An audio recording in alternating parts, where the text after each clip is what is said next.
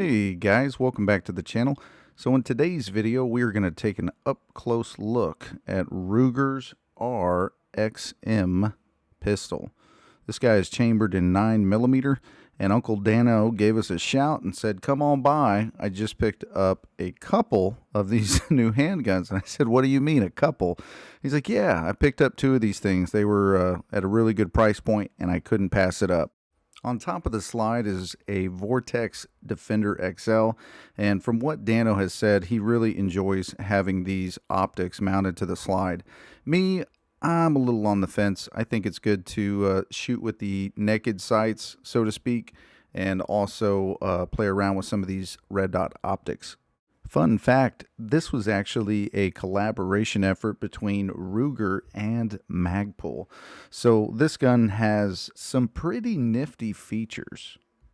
For one, I really like the box that this came in, and the fact that you get two magazines is always a plus. And I'm not surprised. I don't blame Dano for buying two of these guys. So, whammo! That is pretty cool right there. Lara Croft Tomb Raider edition right there. You got double the action. So you can see that they both actually do offer red dot sights. So that is something that Dano does have. I think the other one is a Vortex comp dot. And he said that they are pretty much very much the same. They're both, you know, cost a couple $100 or at least over a couple $100 each. So they're kind of in that same bracket of enhanced optic. But no, this secondary one that he got, he said he couldn't pass it up because the price point on these, he was able to get them roughly at $350 each. So on average between the two that he did purchase, he was able to snag them at $350 American dollars. For those of you that are big on specs, this guy is sitting right at 7.15 inches in overall length. Barrel length, you're looking right at 4 inches, and the finish on the slide is a black FNC nitride. While I do think the optics are a nifty little touch to add to the pistola here, I wouldn't say it's something that I'm personally interested in spending the $200 on. So if you guys are contemplating on whether or not you want to go with the Defender XL or the Comp Dot, there's very, very minor differences between the two. Picking both of these up, I can't help but feel like a BAMF. Just a total bad mother. I'm kidding. But no, with the two of these guys in my hands, I can't help but smile. I actually really like this particular build out. The slide, the frame, everything comes together in a really nice way.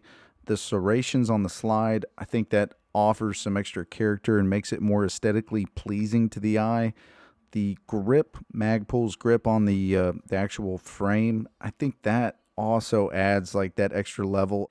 And for me, that is something that Magpul has always done a really great job at. And this grip doesn't feel like it's going anywhere. It feels like a really coarse sandpaper that just won't let you go. And putting a little bit of attention on the trigger, it does offer a 2-stage trigger. So the engagement on it is fairly nice. It's not necessarily at the very back, and it's not right at the front. It's momentarily kind of in that mid-range where right after you ease into the second stage of the trigger, that's where it really catches, right in the middle. So I think it's balanced pretty good on where the trigger pull is at. And for all the folks that were hoping to see this guy actually cycling some rounds, I do apologize in advance. And I'll go ahead and wrap it up with my closing thoughts on this guy.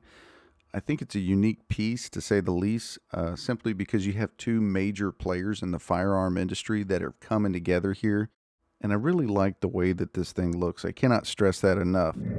Well, I'll go ahead and leave it with that, guys. Appreciate you guys taking the time to watch, and we will see y'all on the next video. Take care.